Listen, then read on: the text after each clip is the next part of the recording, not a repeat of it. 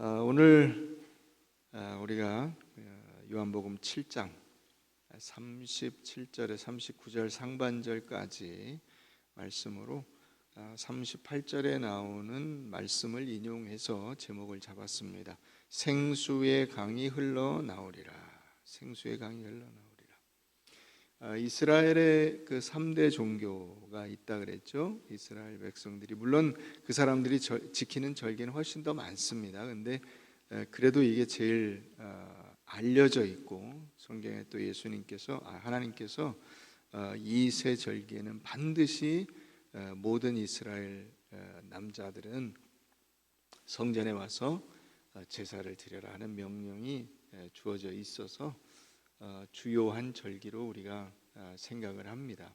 유월절, 오순절, 그리고 초막절. 우리가 지금 초막절기에 일어난 사건을 우리 7장에서 보고 있는 거죠. 이 세 절기는 모두 다 그 근원이 출애굽 당시로 거슬러 올라갑니다. 그래서 출애굽 때 이스라엘 백성들이 애굽에서 나올 때 제정된 절기들이에요. 그때 하나님께서 이 유월절을 명령하시고 또 광야에 나와서 절기들을 율법으로 주시면서 이제 가나안 땅에 들어가면 이 절기를 계속해서 지켜라. 왜? 너희가 여기 이렇게 가나안 땅에 나와서 살게 된 것이 너희 노력으로 만들어낸 것이 아니다. 너희 힘으로 여기 나온 것이 아니다. 그 사람들이 독립운동해서 애굽에서 나온 게 아니에요. 갑작스러운 은혜로 주어진 거예요. 이게 참 놀라운 겁니다. 우리는 자꾸 우리가 무언가를 했다고 주장을 하려고 그래요. 그래서 그런 측면에서 보면 우리나라의 독립도 그와 같아요. 우리가 독립운동을 열심히 했어. 그래서 독립유공자들을 뭐 이렇게 상을 주고 뭘 해주고 이렇게 하지만은 사실 실제적으로 그 당시의 상황에서 독립은 우리나라의 힘으로 만들어낸 것이 아니라 일본이 미국과의 전쟁에서 패했기 때문에 독립이 온 것입니다. 놀라운 것이죠.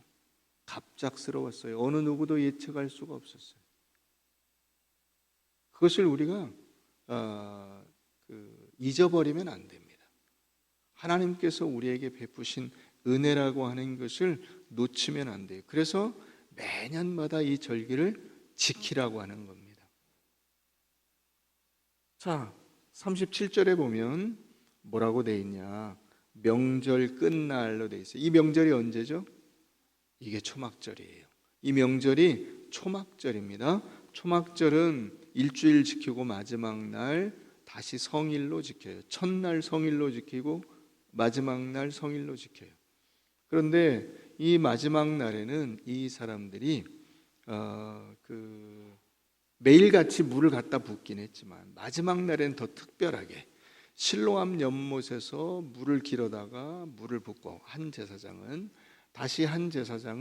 포도주를 그 제사장의 뜰에서 부었어요. 그리고 나면 이스라엘 백성들이 그 제사장의 뜰 안에를 7바퀴를 돕니다. 그 7바퀴를 돌 때 그냥 도는 게 아니라 시편 118편 25절 말씀을 암송하면서 돌아요. 시편 118편 25절 말씀을 한번 잠깐 볼까요? 잠깐 보면 거기 시편 118편 25절 여호와여 구하옵나니 이제 구원하소서. 여호와여 우리가 구하옵나니 이제 형통케 하소서. 여기 이제 구원하소서가 그게 호산나예요. 호시아나. 이게 여호와여 구하옵나니 이제 구원하소서의 이 구원하소서가 호산나. 그러니까 호산나를 부르면서 사실 거기를 돈 거죠. 이게 호산나가 그냥 괜히 나온 건 아니에요. 어쨌든 이 초막절은 이스라엘 백성들에게 아주 큰 명절이었어요. 그래서 원래 이 성전에 누구나 다 들어갈 수 있는 구역이 있어요. 거기는 이제 이방인의 뜰이라 그래요. 이방인의 뜰. 이방인의 뜰에는 아무나 다 들어갈 수 있어요. 그래서 거기서 예수님이 성전 청결 사건, 매매하는 자들을 내쫓으시고 거기서 환전하는 자들을 내쫓으신 거기가 이방인의 뜰. 그래서 그건 성전이라고는 말하지만 사실 성전 가장 핵심 부위는 아니에요. 그 다음 거기서 한 칸 더 들어가는 데가 있는데 거기는 여인의 뜰. 거기는 유대인 중에 여자들이 거기까지 들어올 수 있어요. 물론 남자는 다 들어갈 수 있어요. 그 다음에 제사장의 뜰이 있어요. 맨 안쪽에. 거기가 이제 여러분들이 알고 있는 성막이라고 하는 것이 설치되어 있는 그 구역이에요. 그 제사장의 뜰에 여자들도 그때는 다 들어가서 유대인들은 전부 다 이 안에를 돌 수가 있어요. 매일 하루에 한 바퀴씩 돌고 마지막 날엔 7바퀴를 돌아요. 그 돌 때 이 시편 118편 25절 말씀을 암송하면서 돌고 있는 거예요. 그래서 우리가 본문으로 와보면 명절 끝날 곧 큰 날에 예수께서 서서 어떻게 했어요? 외치셨어요. 왜 외치셨을까? 사람들이 다 이게 중얼중얼 큰 소리로 하는 사람도 있고 작은 사람도 있고, 그러니까 막 시장바닥같이 시끌시끌한 거예요. 그러니까 예수님이 외쳐서 말씀하신 거예요. 큰 소리로 말씀을 하신 거예요. 누구든지 목마르거든 내게로 와서 마시라. 나를 믿는 자는 성경의 이름같이 그 배에서 생수의 강이 흘러나오리라. 이 말씀을 하셨어요. 이 말씀을 하신 그 뜻이 무엇인가? 이 사람들이 이 초막절 즈음에는 또 이게 시기가, 계절이 어떻게 되냐면 이제 우리로 치면 이제 장마철 들어가기 전쯤이 돼요. 그 앞에쯤 어느 시기예요. 그러니까 막 가물다가 이 사람들은 이제 건기, 우기로 나눠지는데 가물다가 이제 비가 내리는 시기가 이제 가까이 왔어요. 물을 부으면서 뭘 또 기대할까요? 비가 잘 와서 이제 새로 시작되는 농사철에, 지금 이제 초막절이 추수감사절 같은 시기잖아요. 추수감사절 같은 절기예요. 추수를 기뻐하는 절기거든요, 이 초막절이. 그러니까 다 이제 곡식을 다 정리하고 그 수확의 기쁨을 나누면서 이제 새로 이제 비가 오기 시작하는 계절을 바로 앞두고 있기 때문에 하나님 비를 많이 내려주셔서 이제 이렇게 풍성한 곡식을 또 수확할 수 있게 되면 좋겠습니다 하는 마음이 담겨져 있죠. 그래서 그런 마음으로 물을 갖다 붓는 거예요. 이걸 이제 관제의식이라고 하는 거예요. 관제, 물을 붓다.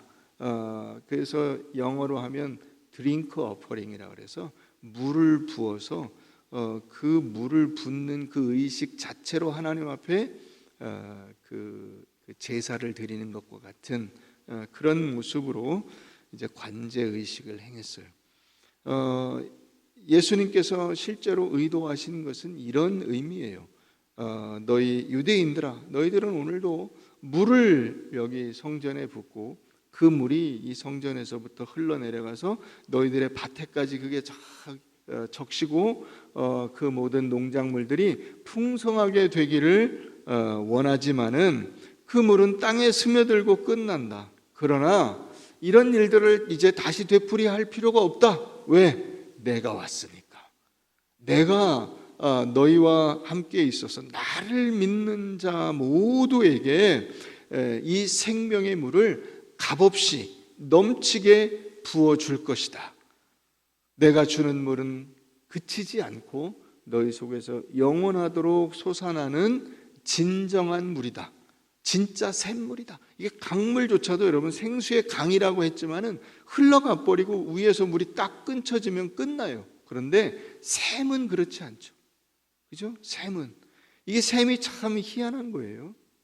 여러분 어릴 때 그 지하수를 파서 아마 이제 그 샘물, 우물물을 다들 드셨을 거예요. 동네 하나 있는 경우도 있고 형편이 되면 자기 집에다가 우물물을 파가지고 쓰고, 그 다음에는 이제 이 펌프가 나와가지고 펌프를 이제 파이프를 묻어서 펌프로 물을 퍼올려서 물을 썼어요. 나중에 이제 수도로 그게 다 됐지만은 참 거기에 이렇게 물이 이렇게 솟아 올라가지고 물을 퍼내도, 물론 그 우물 중에는 물을 퍼내면 물이 말라가지고 다시 퍼올릴 물이 없는 우물들도 있어요. 그런데 좋은 우물들은 그렇지 않죠.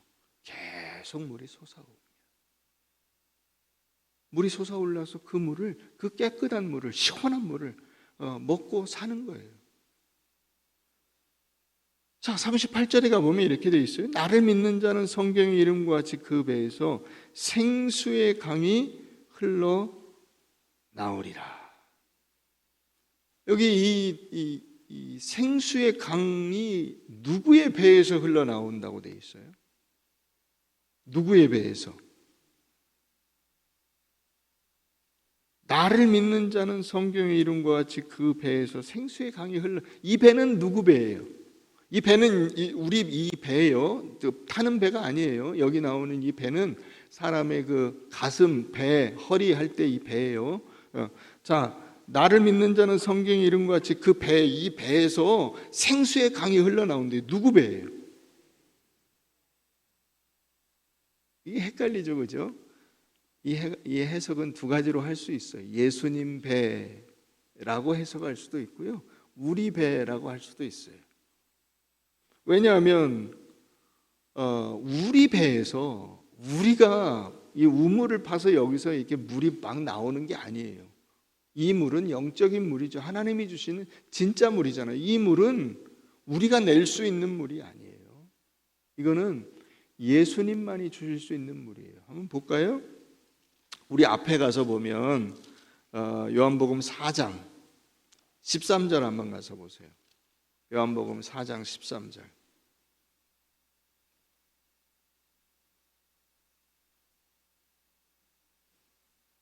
(4장 13절) 예수께서 대답하여 이르시되 이 물을 마시는 자마다 다시 목마르려니와 내가 주는 물을 마시는 자는 영원히 목마르지 아니하리니 내가 주는 물은 그 속에서 영생하도록 솟아나는 샘물이 되리라. 이렇게 말씀하고 계세요.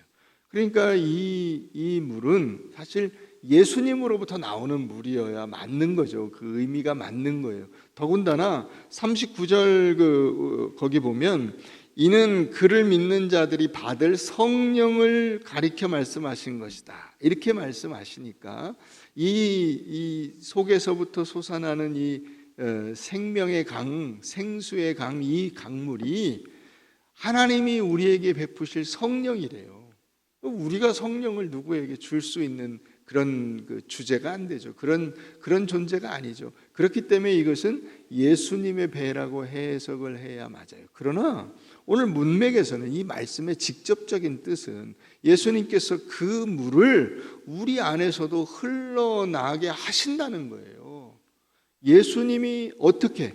예수님이 내 안에 오심으로써, 예수님께서 나와 함께 연합됨으로써, 나와 예수님이 일심동체가 돼 한 몸이 됨으로써 예수 그리스도께서 내어주시는 그 생명의 물이 우리 안에서 흘러나오는 것처럼 만들어 주시는 거예요. 그래서 우리는 우리 안의 갈증을 예수로 인해서 해소하면서 동시에 우리 주변에 있는 이들에게 이 물을 나눠줄 수가 있는 거예요.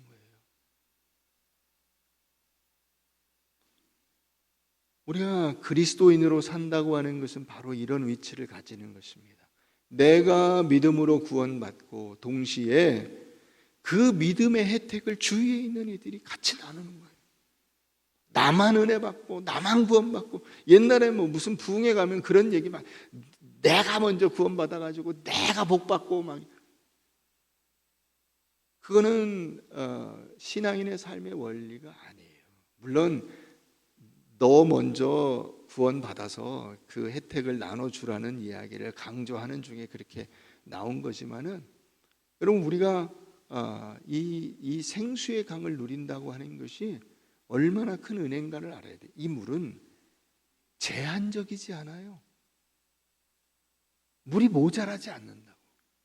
온 세상 모든 사람들을 다 구원하고도 남아요. 그러니까 아낄 필요가 없어요. 인색하게 살 필요가 없어요. 사람들이 다 제 주머니에 뭘 집어넣느라고 바빠요. 혈안이 돼 있어요. 그러나 그리스도인들은 그렇게 사는 사람들이 아니에요. 나누어 주고 또 나눠 주는 거예요. 왜? 넉넉하니까요. 이 속에서 계속 솟아나오는 샘물이니까 아낄 것이 없어요. 아낄 필요가 없어요. 하나님의 은혜를 뭘 아낍니까? 예수 그리스도의 그 구원의 은혜를 뭘 아낍니까? 아낄 필요가 없어요. 넉넉하고 풍요로운 물인 줄로 믿으시기를 바랍니다. 그러니까 이 물을 우리가 마시니까 우리 안에서 생명수가 흘러나오기 시작하고, 이 물을 맛본 사람들은 또 다른 사람들에게 이 물을 나눠주기 시작하는 거죠. 야, 맛 좀 봐. 너무 맛있어. 너무 물이 시원해. 어떤 분이 저한테 고로쇠 수액이라는 걸 한 병 보내셨어요. 그래서 이거 먹고 이게 좋은 물이니까 건강하시라고 한 병 보내준 거예요. 근데 뭐 한 병 먹고 몸이 뭐 건강해지고 확 뭐 그렇게 돼요 또? 예. 먹긴 다 먹었는데 하여튼 예. 몇 컵 안 되더라고 그게. 여러분, 그러나 좋으면 이렇게 나눠주게 되잖아요. 내가 먹어보니까 물이 너무 시원하고 좋습니다. 한번 드셔보십시오. 내가 예수 믿으니까 하나님의 은혜가 너무 좋습니다. 내가 모든 내 인생의 고민과 근심과 염려 근심이 다 해결이 됐습니다. 한번 드셔보십시오. 이걸 우리가 해야 되는 거예요. 그런 물을 우리에게 주시겠다는 거예요. 예수님이 바로 그 물이시라는 거예요. 그 물, 그런 물, 그런 시원한 물, 어디에서도 얻을 수 없는 진짜 샘물, 살아나는 물. 여러분, 이 물이라고 하는 게 참 희한한 거예요. 물이 없으면 생명이 존재할 수가 없어요. 그래서 그 미국에서 화성 탐사선을 보냅니다. 달에 탐사선을 보내요. 그래서 맨 먼저 찾는 게 뭔지 아세요? 물의 흔적을 찾아요. 물이 있었냐? 여기에 물이 존재했었냐? 물이 존재했었다면 생명이 존재했을 가능성이 크다는 거예요. 그 얘기는 거기에 무언가가 살 수 있다는 얘기잖아요. 근데 물이 없으면 존재할 수가 없어요. 어떤 것도 존재할 수가 없어요. 물이 있음으로 해서 그 물을 먹고 사람이 살고, 사람이 삶으로 해서 다른 것들도 살 수가 있게 되는 거예요. 다른 것들이 살게 되니까 또 사람도 거기 살 수 있게 되는 거예요. 그래서 물이라고 하는 게 참 신기한 거예요. 여러분, 물을 이렇게 막 우리가 씻고 정말 물을 물 쓰듯 하잖아요. 물이 얼마나 신기한 거냐면, 흙이나 무슨 이런 것들은 몸에 이렇게 오래도록 묻어 있거나 그게 이렇게 이 몸이 그 안에 적셔 들어가면 항상 문제가 생겨요. 근데 물은 그렇지 않아요.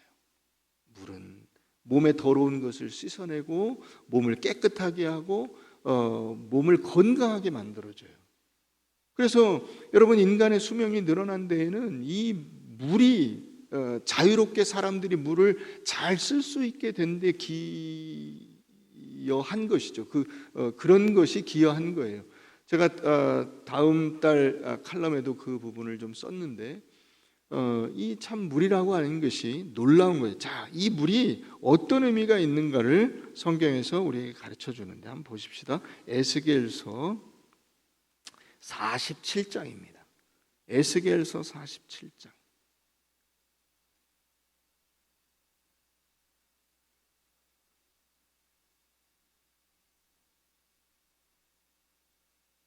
에스겔 47장 구약 1227페이지.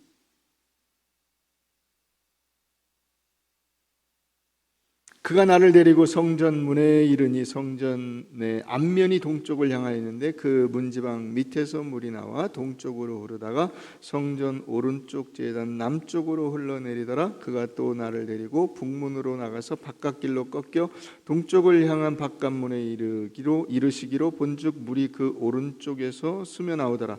그 사람이 손에 줄을 잡고 동쪽으로 나아가며 천척을 측량한 후에 내게 그 물을 건너게 하시니 물이 발목에 오르더니 다시 천척을 측량하고 내게 물을 건너게 하시니 물이 무릎에 오르고 다시 천척을 측량하고 내게 물을 건너게 하시니 물이 허리에 오르고 다시 천척을 측량하시니 물이 내가 건너지 못할 강이 된지라. 그 물이 가득하여 헤엄칠 만한 물이요 사람이 능히 건너지 못할 강이더라. 그가 내게 이르시되 인자야 내가 이것을 보았느냐 하시고 나를 인도하여 강가로 돌아가게 하시기로 내가 돌아가니 강 좌우편에 나무가 심이 많더라. 그가 내게 이르시되 이 물이 동쪽으로 향하여 흘러 아라바로 내려가서, 아라바는 사해입니다. 바다에 이르리니 이 흘러내리는 물로 그 바다의 물이 되살아나리라.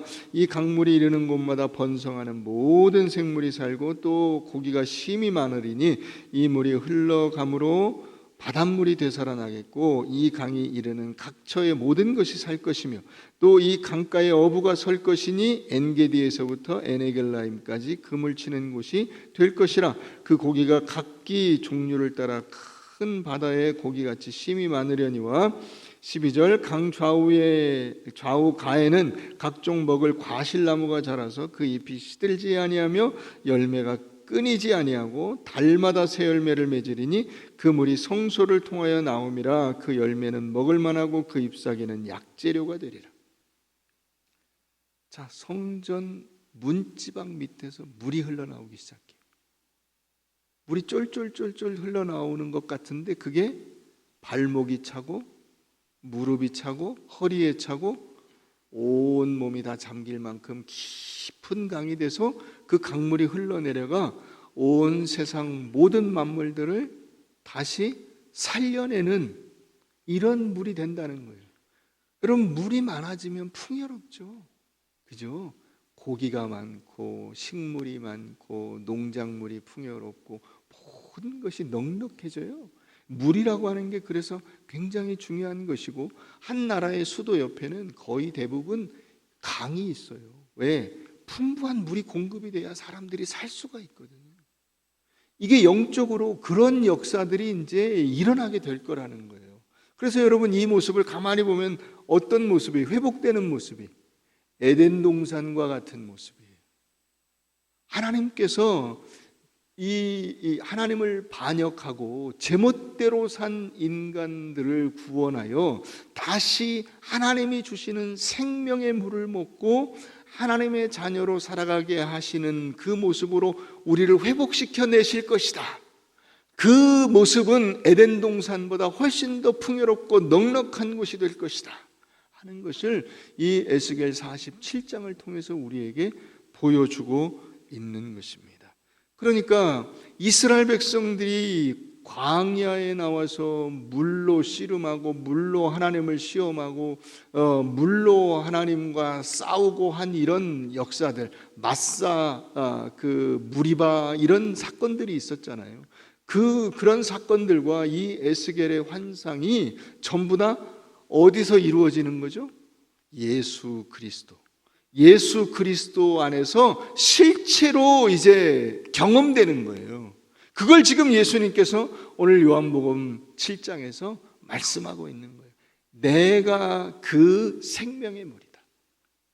그 물을 먹고 광야에 살았던 사람들은 다 죽었지만은 그 반석에서 나오는 물을 먹고 죽었지만은 내가 너희와 같이 있을 때 너희에게는 죽음이라는 것이 없다.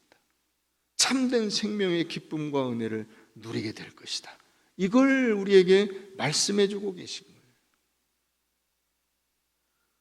여러분, 그래서 우리가 그런 믿음으로 살아야 되는데 우리는 정작 무엇을 먹어야 시원해진다고 생각을 해요? 무엇을 먹어야? 돈이 물이라고 생각을 하죠. 권력이 물이라고 생각을 해요. 쾌락이 물이라고 생각을 합니다. 그래서 돈이 있어야 산다고 하는 생각이 너무나 팽배해요. 여러분들이 앞으로 신앙생활에서 가져야 될 목표가 뭔지 아세요? 여러분들의 인생에서 돈이 있어야 산다고 하는 그 생각을 빼버리는 일을 하는 거예요. 그게 여러분들이 영적으로 가장 힘써야 될 내용 중에 하나예요. 물론 돈이 있어야 삽니다. 그건 실제적으로 우리의 삶을 영위하는 수단이에요. 그러나 어느 순간 우리 인생에서 돈이 목적이 되어버렸어요. 자, 그 모습을 한번 볼까요? 우리 예레미야 2장을 한번 가봅니다. 예레미야 2장.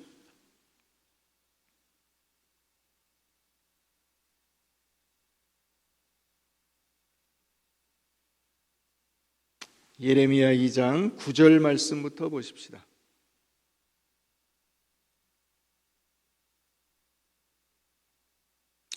구약 1051페이지 예레미야 2장 9절.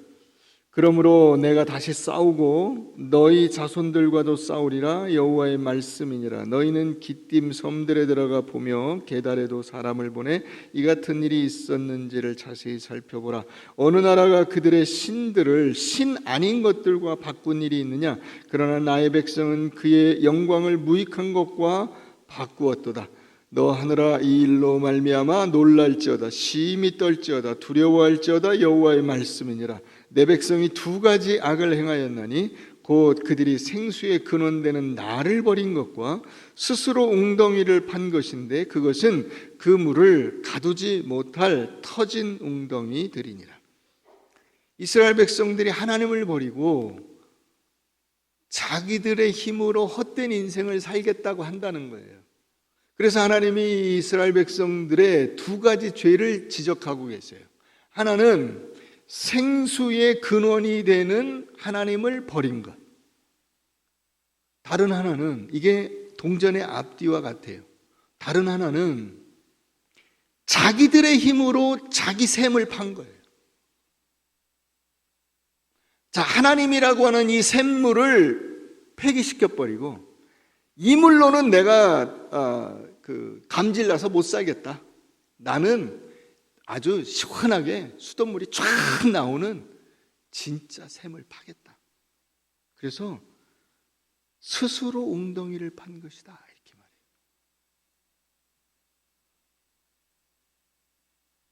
예수라는 샘을 버리고 돈 샘을 파는 거예요. 하나님이라는 샘을 버리고 권력의 샘을 파는 거예요. 이 믿음으로 사는 삶을 버리고 쾌락이라고 하는 샘을 파는 거예요. 자, 이 샘이 기능을 하냐? 기능을 못하죠. 그게 나오죠? 물을 가두지 못할 터진 웅덩이. 여러분, 샘이 이렇게 이제 밑에서 물이 나오면 그 물이 이렇게 잘 보존이 돼야 되잖아요. 그래서 우물에도 돌을 쫙 쌓아가지고 그 밖에 뭐 이렇게 마사토나 뭐 모래 같은 걸로 해서 이게 물이 걸러 들어오고 여기 이제 그 물이 밖으로 나가지 않도록 잘 보존을 할 수 있는 시스템을 만들어야 돼요. 근데 만약에 이 우물물이 밖에 있는 물과 섞여버려요. 더러운 물과 섞여버려요. 저 옆에 저 외양간이 있는데 외양간에 그 소, 막 돼지 이런 것들이 그 오물들이 이렇게 밑으로 흘러나와 가지고 이거와 섞여버려요. 터진 웅덩이죠. 그 물을 쓸 수 있습니까? 없습니까? 쓸 수가 없어요. 터진 웅덩이라고. 더러운 것들이 들어와서 그 더러운 것들이 다 깨끗한 물을 오염시켜 버려서 사용할 수가 없어요.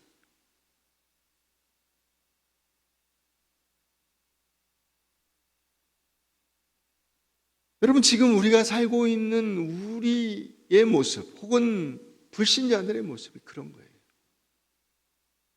더러운 물을 먹고 마시고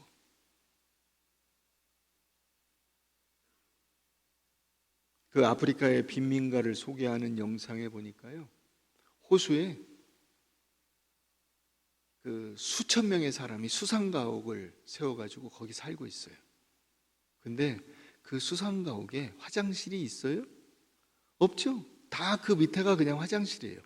빨래, 무슨 설거지 다 여기서 해요.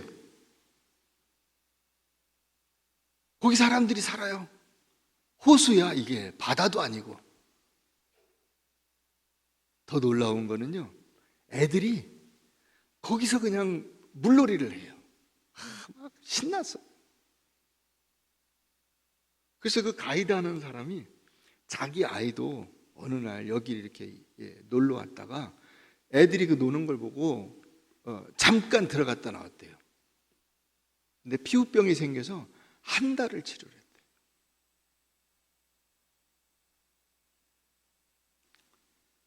걔들은 아무 상관이 없어요. 그게 건강한 삶일까요?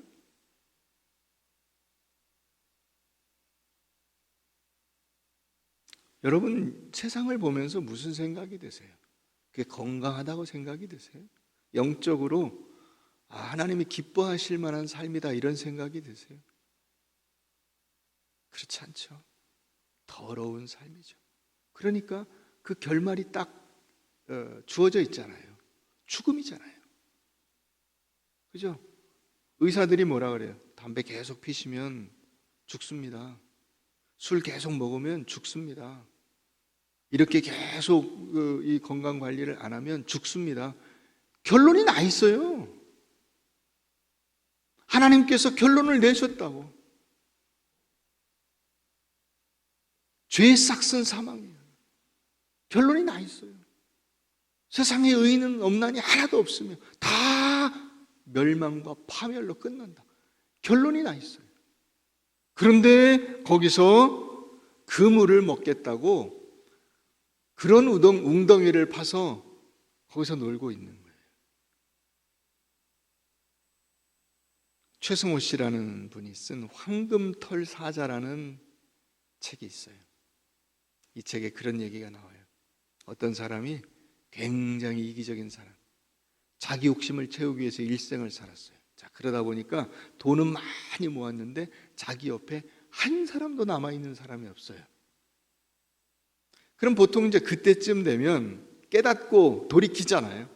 그죠? 내가 인생을 잘못 살았구나. 정신 차려야 되겠다. 이제부터라도 남은 시간이라도 제대로 살아보자. 그래서 그 크리스마스 그 스크루지 영감, 그게 그런 거잖아요. 돌이키잖아요. 이 사람은 그렇지를 못했어요. 그래서 자기가 가진 모든 재산을 다 털어서 금으로 관을 만들어요. 관. 시체 넣는 관. 자기 전 재산을 털어서 금으로 관을 만들었어요. 그리고 자기가 죽게 될 때 그 장의사한테 이야기를 했어요. 나를 이 관에 넣어서 무덤에 묻어라. 다 갖고 간다 이거죠. 자기는 다 갖고 간다. 그래서 장례식이 끝나고 어떻게 됐을까요? 바로 도둑들이 와서 관은 꺼내가고 시체는 그 무덤에 버리고 갔죠. 들쥐들이 와서 그 시체를 갉아먹었다. 그게 그 책의 결말이에요. 이건 물론 우화예요. 우화라는 것은 그걸 통해서 우리 보고 깨달으라고 비꼬는 이야기를 한 거예요. 인간이 얼마나 어리석게 살아가는가 하는 것을 비꼬는 이야기를 한 거예요. 여러분, 우리가 알고 있는 이어령 씨라고 하는 분이 계세요. 그분이 올해 돌아가셨죠. 이분이 쓴 책 중에 이분도 우물을 파는 사람이라는 책이 있어요. 거기 이런 내용이 나와요. 어른들은 늘 한 우물을 파라고 했지만은 나는 거꾸로 여기저기 새 우물을 파고 다녔습니다. 이곳을 파면 물이 나올까 하는 호기심과 궁금증이 바로 나의 갈증이었습니다. 명예를 달라며 글을 썼더니 명예가 생겼습니다. 돈을 벌려고 애를 썼더니 돈이 생겼습니다. 그런데 어느 날 너무 외로워서 극장에 가서 영화를 봐도 좋은 책을 꺼내서 봐도 마음은 채워지지 않고 이 세상에 나 혼자로구나 하는 절대 고독을 느끼게 되었습니다. 이 사람이 대한민국의 가장 유명한 대학 교수요, 문화부 장관을 하고 베스트셀러 작가를 하고 죽기 직전까지도 책을 쓴 사람이에요. 부족함이 없을 줄 알았는데 그렇지 않더라는 거예요. 그가 딸 그 이미나라고 목사가 됐죠. 네. 목사가 돼서 이 딸도 공부 많이 하고 이렇게 잘 나가던 딸이었는데 이제 암에 걸리게 되고, 그래서 죽음과 사투하면서 목회자로서 살다가 죽었습니다. 딸을 먼저 보냈죠. 이 아버지가 딸에게 전도를 받아서 예수를 믿게 됩니다. 그래서 70세 때 세례를 받았는데, 그때 이 경험을 이 책에서 그렇게 쓰고 있어요. 세례란 물로 씻는 의식이 아니라 가슴에 깊이 묻혀 있던 뜨거운 온천 수맥을 퍼올리는 것이었다. 자기 안에 온천수 수맥이 있는데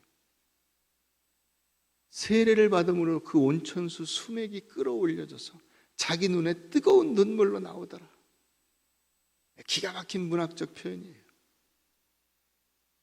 여러분, 실제로 그렇죠. 우리 안에서 뜨거운 것들이 올라옵니다. 올바른 삶을 살고자 하는 욕망, 제대로 살아보고 싶은 욕망 있어요. 근데 살 능력이 없어요. 참다운 삶을 살 능력이 없어요.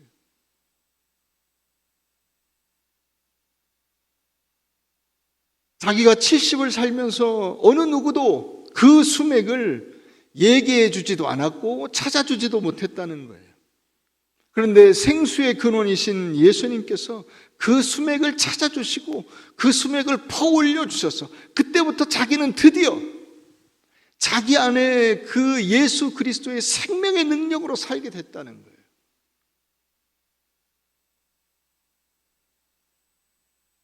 우리 지식도 문명도 기술도 쾌락도 다 생수가 아닙니다.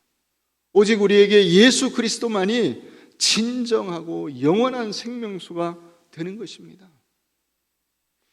우리 성경을 한 군데 잠깐 찾아보십시다. 골로새서 3장입니다.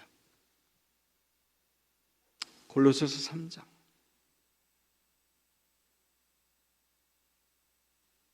신약성경 327페이지.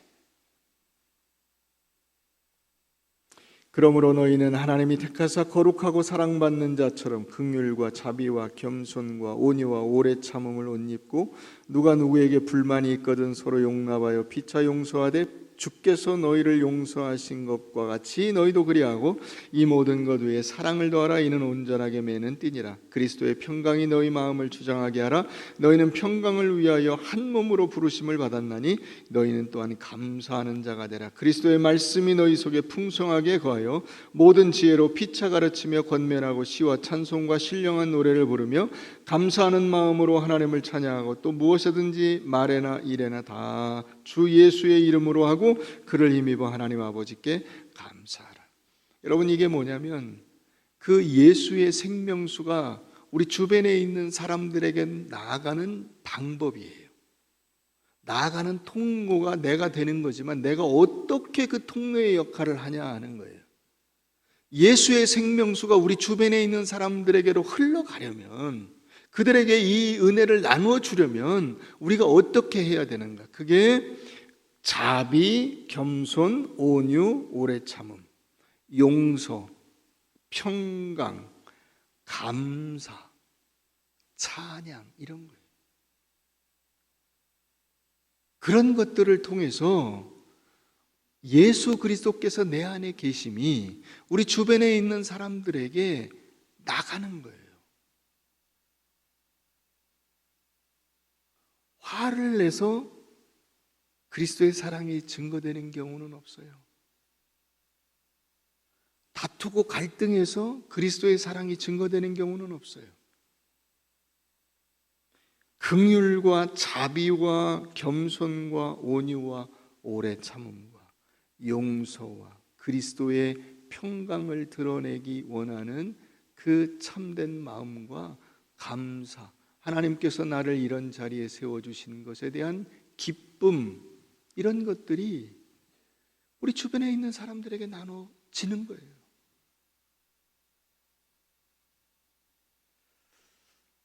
말씀을 정리합니다.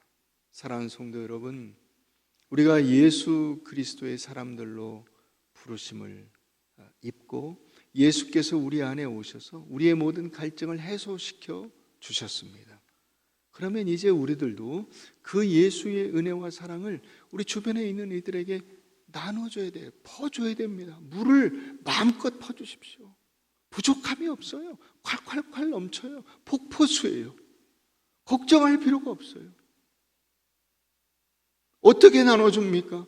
사랑하고 용서하고 아끼고 참고 견뎌내고 그 사람을 세워주고 감사하고 기뻐하고 찬양하고 즐거워하고,